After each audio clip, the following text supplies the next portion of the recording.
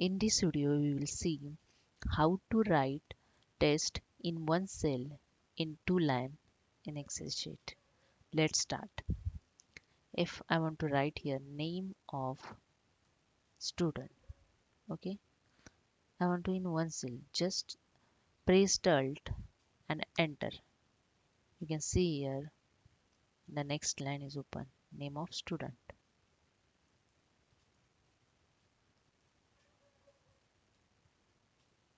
and just enter. You can see here the name of student in two line. There is a second option. If you write here name of student,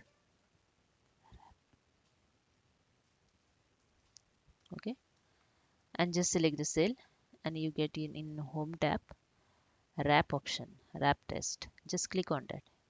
You get here in two line in one cell. That's it. Hope you understand. If you like this, please subscribe my channel.